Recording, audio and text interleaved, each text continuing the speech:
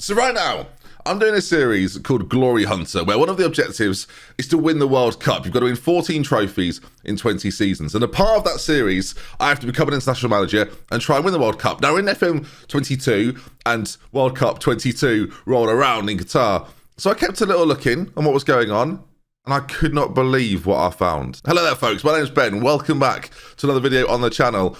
Today we're going to talk through what happened in Glory Hunter's World Cup. If you're following the series, great. If you're not, you might want to get involved, because what we've discovered. I tweeted it. I've tweeted out a spoiler, but I mean, this is nonsense in the greatest possible way.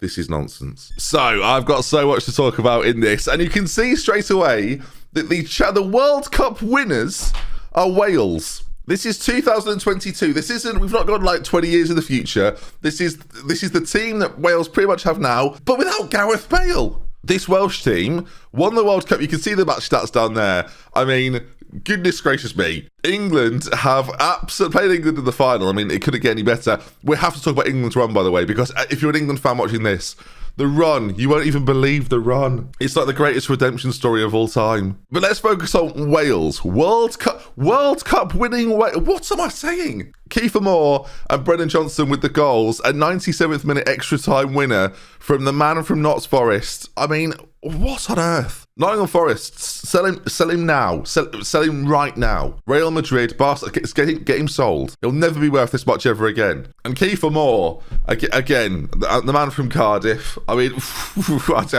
don't know where to begin. But if you take a look at this Welsh squad, again, this was the World Cup squad. It's just finished. We're at the very end of December.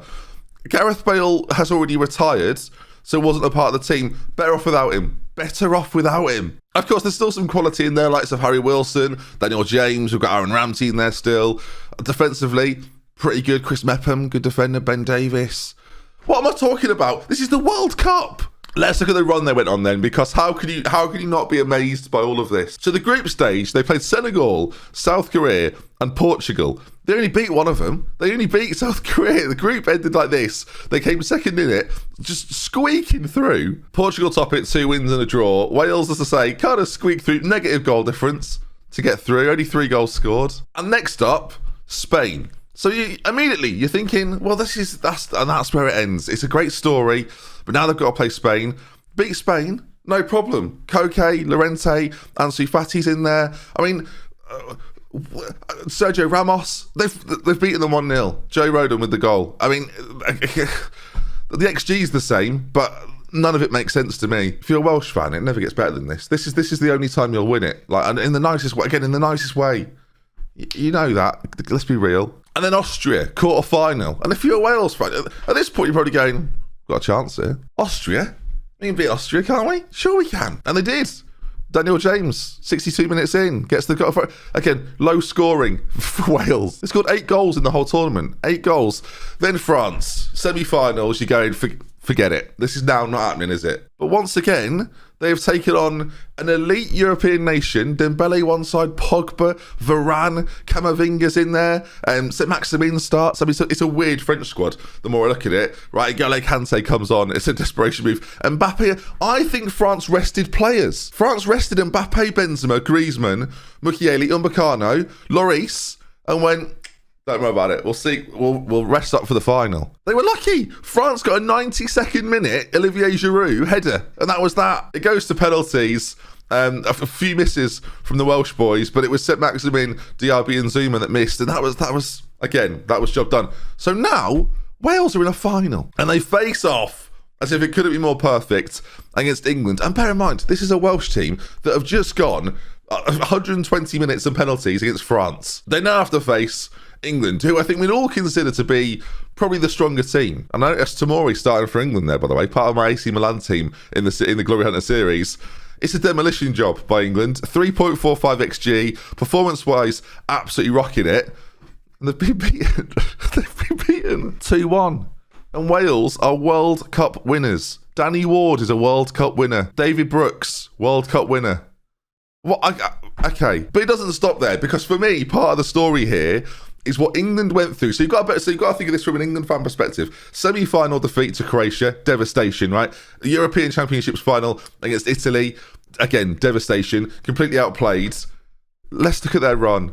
You could not have written it better for England here. They kick things off. It's a 10-0 victory over Iran. Harry Kane gets 6 goals in the game. Ivory Coast up next, 2-0. They're already through. Group done, 2 wins from 2. Not a problem. Then a 1-1 against Uruguay, which again, a little bit of rotation. You think comes in a little bit. Aaron Ramsdale starts that game. A few other players maybe come in and move out. We then enter the knockout stage. You've already seen it. They knock out Germany on penalties. It goes all the way to penalties. So at this point, okay, I guess if we're going to give some credence to all of this, they're getting lethargic. Declan Rice gets a 91st minute red card, so they have to battle through extra time with 10 men as well. So they are knackered. But they beat the Germans on penalties, something England not known for doing. In a game, you dare say, they're a little bit lucky to get through. Next up, Croatia on penalties. Again, righting the wrong of 2018, was it? I mean,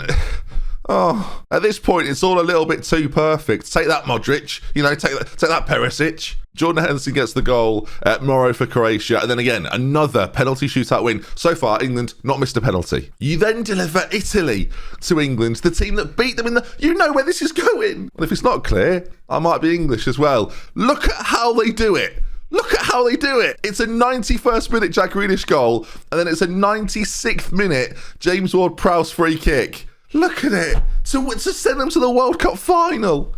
Calvert-Lewin inexplicably playing right wing. I mean, what on earth? And then you deliver Wales. And what are they doing? So not only do Wales win a World Cup, England go through the most traumatic run to get there. Germany penalty. To be fair, by the Welsh game, most England fans would be dead. So, I mean, good lord. So not only do a team like Wales win the World Cup, England falter, Portugal sack their manager, so that's a job worth going for. And now if you're following Glory Hunter, this is great. Best goalkeeper of the World Cup, the one I sold to Inter Milan while AC Milan manager. So, great. Best player goes to Harry Kane, Ward-Prowse second, Jack Grealish third. Best young player, Benjamin Sesko. If you've not seen him, he's good. Go buy him on FM this year. The dream team, I mean, Mike in goal. You've got Kurt Zouma at right back. You've then got a lovely selection of Welsh players. Ben Davies, Chris Mepham, Joe Rodon and Dan James on the right wing. Ward-Prowse, Grealish in the centre. Rashford on the left. Kane up top with Lukaku, who got himself 8 goals. Sort of went under the radar. Belgium, obviously a lot of teams just fell. We'll look at the whole thing in a minute. And Golden Boot then, as sort of seen there, goes to Harry Kane. Lukaku second, Griezmann third. Harry Kane back-to-back Golden Boots for England. Not a World Cup win, though. So there it is then. You can see how all of the teams either went through or didn't. Really, the exit's the most interesting, right? Argentina fell to Italy, having Italy already seen them beat Portugal. Holland were beaten by Croatia in extra time. Of course, Germany knocked out by England. Spain taken out by Wales. Belgium beat Brazil and knocked out by France. So it was just a perfect storm scenario. And your World Cup winners for Qatar 2022, I'll keep saying it, I can't not say it, are Wales. Wales. They've risen up 11 in the world rankings. Put them at number 1. They're World Cup winners. You think about the runs that England and Wales went on to get to that final. Sir Rob Page, I mean, that should be sorted out immediately. In fact, I'll do it in game, viewers. We might see him again in Glory Hunter at some stage. Sir Rob Page, how can we not? In fact, I feel like all of the Welsh players, right, this is going to take some time, but it's only fair. I don't care if they featured in the team or not, frankly. Honestly, viewers, this is taking longer than I anticipated. They need to make an option in FM where you can just click Knight and it just makes them a Sir automatically. And I'm going through some of these names. Some of them should be MBEs. I mean, let's face it. Sir Daniel James. I bet you didn't think he was getting that when he left United. All right, and to round it off then, Sir Kiefer Moore. So I've got 18. So for those that aren't watching Glory Hunter, I have 18 and a half years left in the series, and now the Welsh team are all Sir something or other.